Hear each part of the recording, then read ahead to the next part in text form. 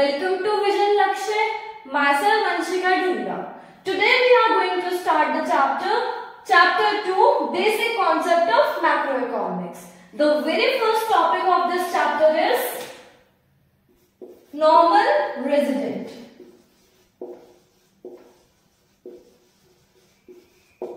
Now the question arises, what is normal resident? ठीक है, क्या होता है normal resident? जो बंदा, जो पर्सन दो कंडीशन सेटिस्फाई करे, ठीक है, दो कंडीशन जो है वो एसेंशियल है नॉर्मल रेजिडेंट के लिए। अगर उस बंदे ने, उस पर्टिकुलर इंसान ने दो कंडीशन फुलफिल कर दी तो वो क्या हो जाएगा? Normal resident. कौन कौन सी है वो दो कंडीशन? सबसे पहली क्या है? He must be a resident of that country, ठीक है, उस कंट्री का वो बंदा क्या होना चाहिए? रेजिडेंट होना चाहिए। रेजिडेंट होने के साथ साथ क्या होनी चाहिए हमारी दूसरी कंडीशन? उसका इकोनॉमिक इंटरेस्ट भी क्या होना चाहिए? उसी कंट्री के लिए होना चाहिए जिसमें वो रह रहा हो। इकोनॉमिक इंटरेस्ट उसी कंट्री के लिए होना चाहिए, पर्टिकुलर कंट्री के लिए। अगर हमारी ये दो कंडीशन फुलफिल हो गई, ठीक है, तो वो बंदा क्या कहलाएगा? नॉर्मल रेजिडेंट, ठीक है। अब बात आती है हमारी रेजिडेंट क्या होता है, इकोनॉमिक इंटरेस्ट हम कैसे पूरा करें, ठीक है। रेजिडेंट क्या होता है? देखो, कोई भी एक पर्टिकुलर इंसान है, सपोज मैं अपना एग्जांपल लेती हूँ, मैं हूं, ठीक है, अगर मैं पूरे साल में इस कंट्री में 182 डेज या उससे ज्यादा इस कंट्री में स्टे कर रही हूँ, ठीक है, तो I will be known as resident for that country. तो क्या बेसिक कंडीशन होगी इसकी? More than equal to 182 days वो पर्सन उस कंट्री में रिसाइड कर रहा होना चाहिए। अगर मान लो कोई कह रहा है, suppose x is a person, वो बंदा कह रहा है हाँ मैं तो 180 डेज रहा था लेकिन 4 साल में, तो वो बंदा क्या हो जाएगा? उस कंट्री का रेजिडेंट नहीं होगा, ठीक है। रेजिडेंट कौन होता है? एक पर्टिकुलर ईयर में, सपोज जो भी फाइनेंशियल ईयर चल रहा है, उस फाइनेंशियल ईयर में वो 182 डेज या उससे ज्यादा उस कंट्री में रिसाइड कर रहा हो, ठीक है, तो वो बंदा क्या कहलाएगा? Resident of that country. एक ईयर में, एक साल में इतने डेज उसका स्टे जरूरी है to be known as resident. अब बात आती है इकोनॉमिक इंटरेस्ट में कैसे पूरा करें हम, ठीक है।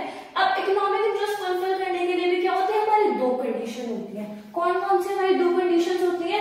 फर्स्ट थिंग इज क्या होना चाहिए? वो डोमेस्टिक टेरिटरी, डोमेस्टिक टेरिटरी, ठीक है, इसके अंदर क्या होना चाहिए? वो रहना होना चाहिए। डोमेस्टिक टेरिटरी क्या होती है? हमारी पॉलिटिकल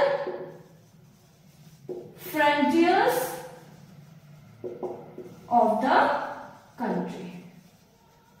मतलब अगर कोई भी इंसान with in the political frontiers country के है तो वो क्या हो जाएगा? हमारा डोमेस्टिक टेरिटरी में स्टे कर रहा होगा। नेक्स्ट क्या है हमारी? बेसिक इकोनॉमिक थिंग्स फुलफिल होनी चाहिए। कौन कौन सी हमारी बेसिक इकोनॉमिक थिंग्स होंगी भाई? देखो, earning, spending, third one is accumulation, ठीक है। ये तीन चीजें जरूरी हैं किस चीज के लिए? हमारे इकोनॉमिक थिंग्स को फुलफिल होने के लिए। कोई भी पर्टिकुलर इंसान है, उसकी अर्निंग, उसकी कमाई जो होनी चाहिए वो उस पर्टिकुलर ईयर, मतलब उस पर्टिकुलर कंट्री के लिए होनी चाहिए, ठीक है। अब जो बंदा कमा रहा है, ऐसा ना हो वो कमा इंडिया में रहा है, खर्च कनाडा में कर रहा है, नहीं, ठीक है। अर्निंग उसी कंट्री के लिए होनी चाहिए, स्पेंडिंग उसी कंट्री के लिए होनी चाहिए, खर्चा वही हो रहा होना चाहिए, एक्यूमुलेशन पैसे इकट्ठा करे वो भी उसी कंट्री में करे। जब ये हमारी तीनों चीजें होती है इन्हें हम क्या कहते हैं? Basic economic things.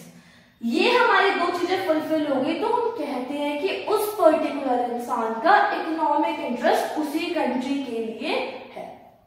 आया समझ में? तो क्या हमें क्या समझ हुआ इस चीज से? क्या पता चला कि नॉर्मल रेजिडेंट होते कौन है भाई? जो बंदा क्या हो? रेजिडेंट हो प्लस उसका इकोनॉमिक इंटरेस्ट जो हो वो उसी कंट्री के लिए हो, तो उस इंसान को हम क्या कहेंगे? Normal resident. बात आती है रेजिडेंट क्या होता है? जो बंदा more than equal to 182 days उस कंट्री में स्टे कर रहा हो, रिसाइड कर रहा हो, ठीक है, in a particular financial year, उसको हम क्या कहेंगे? रेजिडेंट। और बात आती है हमारे इकोनॉमिक इंटरेस्ट। इकोनॉमिक इंटरेस्ट में क्या होता है? हमारा वो बंदा with in the political frontiers होना चाहिए, प्लस उसके बेसिक इकोनॉमिक थिंग्स फुलफिल होने चाहिए, मतलब अर्निंग, स्पेंडिंग, एक्यूमुलेशन उस पर्टिकुलर कंट्री के लिए होना चाहिए।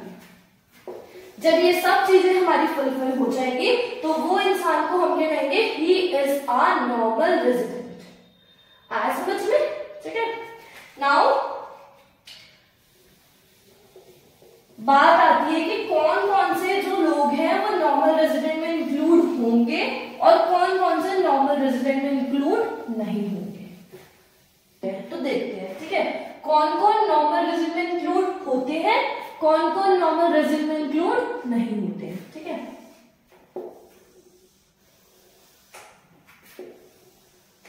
Now look here. ठीक है भाई, देखो एक एग्जांपल के थ्रू समझते हैं। सपोज मान लो एक्स नाम का कोई पर्सन है, ठीक है, वो बंदा क्या गया, मैच देखने गया सपोज पाकिस्तान, ठीक है, तो वो बंदा जो है मैच देखने पाकिस्तान गया, लेकिन उसका क्या है, इकोनॉमिक इंटरेस्ट जो है वो क्या है, इंडिया के लिए, क्योंकि एक्स जो था वो हमारा क्या था, इंडियन सिटीजन था। ठीक है, वो सिर्फ मैच देखने के लिए गया, लेकिन उसकी जो बेसिक कंडीशन है, मतलब इकोनॉमिक इंटरेस्ट भी उसका इंडिया के लिए, प्लस रेजिडेंट भी वो इंडिया का है। तो ऐसे लोग जो है वो किस कैटेगरी में आएंगे, नॉर्मल रेजिडेंट की कैटेगरी में। ठीक है, तो हम देखते हैं एक्स है, कौन है ये, इंडियन सिटीजन है।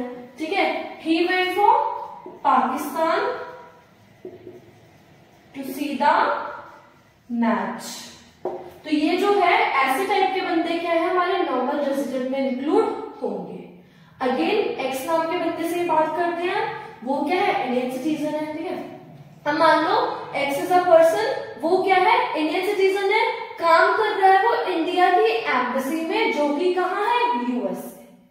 ठीक है, एक्स नाम का एक पर्सन है, he is working in Indian embassy which is situated in USA. ठीक है, तो क्या है हमारा, ऐसे लोग भी हैं, वो क्या है, नॉर्मल रेजिडेंट की कैटेगरी में आएंगे।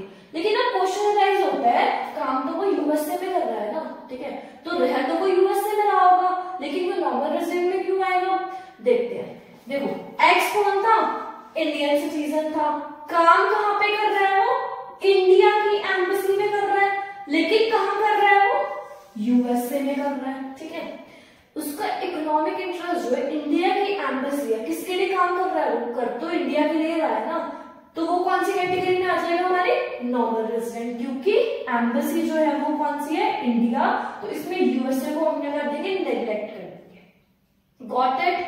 अब देखो, अब मान लो सपोज वाई नाम का एक पर्सन है, ठीक है, वाई नाम का एक पर्सन है, वो घूमने फिरने के लिए कनाडा गया, फॉरेन टूर वगैरह के लिए गया, वो बाहर से घूमने फिरने के लिए, तो वापस तो वो इंडिया में आएगा ना, पूरे साल 182 डेज तो वहां पे कनाडा में स्टे नहीं करेगा, ही जस्ट वेंट फॉर, मतलब घूमने के लिए गया, फॉर विजिटिंग पर्पस। ठीक है, तो ऐसे लोग भी क्या हमारे नॉर्मल रेजिडेंट में इंक्लूड होंगे। वाई नाम का बंदा है, कहां गया वो, फॉरेन टूर में गया, जस्ट फॉर क्या है हमारा, विजिटिंग के लिए, घूमने फिरने के लिए, तो वो भी हमारा कैसी जगह पे आएगा, नॉर्मल रेजिडेंट में इंक्लूड होगा। Got it. एक और एग्जांपल भी थ्रू समझते हैं। देखो और क्या हम देख सकते हैं, और क्या हो सकता है, हाँ जैसे मान लो मॉमडन्स है, ठीक है, मुस्लिम्स में क्या होते हैं, वो लोग हज पे जाते हैं, गए हज पे वो लोग, तो वो क्या हमारे पूरे ईयर तो स्टे करेंगे नहीं वहां पे, या उनका इकोनॉमिक इंटरेस्ट है वो जो हज पिलग्रिमेज के लिए तो होगा नहीं ना, तो ऐसे लोग भी हमारे कौन से कैटेगरी में आएंगे, नॉर्मल रेजिडेंट की कैटेगरी में। ठीक है, सपोज फिर से वाई नाम का बंदा है, ही वेंट टू हज, ही वेंट फॉर हज, ठीक है, हज के लिए गया वो, तो वो बंदा क्या हो जाएगा, हमारा नॉर्मल रेजिडेंट में ही इंक्लूड होगा, क्योंकि उसमें क्या हमारे दो कंडीशन तो सेटिस्फाई हो रही है। Got it. अब बात आती है कौन कौन हमारे नॉर्मल रेजिडेंट में इंक्लूड नहीं होंगे। सबसे पहले कौन नहीं होगा भाई, देखो जो फॉरेन विजिटर्स हैं, फॉरेन विजिटर्स, ठीक है, जो इंडिया घूमने के लिए आते हैं, ऐसा समझ में, सिर्फ वो घूमने के लिए आए, कुछ टाइम उन्होंने इंडिया पे घूमा, विजिटिंग करी, टूरिस्ट पर्पस के लिए, वापस चले गए वो अपने नेटिव कंट्री जहां पे वो रह रहे हैं, तो ऐसे लोग जो है वो क्या हमारे नॉर्मल रेजिडेंट में इंक्लूड नहीं होंगे। ठीक है, आया समझ में। नेक्स्ट और कौन हमारे नॉर्मल रेजिडेंट में इंक्लूड नहीं होंगे भाई? कौन कौन से है? देखो, कोई हमारे जैसे इंटरनेशनल ऑर्गेनाइजेशन है, जैसे WHO है, ठीक है, UNO है, ये हो गई, ठीक है। ये जो है अब ये वर्क कर रहे हैं, तो ऐसे लोग भी क्या हमारे नॉर्मल रेजिडेंट में इंक्लूड नहीं होंगे। जहां पे ये काम कर रहे हैं, आया समझ में, वो हम उसको मैटर नहीं करेंगे, मतलब जहां पे वो लोग क्या है स्टे कर रहे हैं, उस जगह को हम क्या करेंगे, इसमें इंक्लूड करेंगे। आप इतना याद रखना बस, international organization like UNO, WHO, ऐसे लोग क्या है हमारे नॉर्मल रेजिडेंट में इंक्लूड नहीं होंगे। आया समझ में, ठीक है।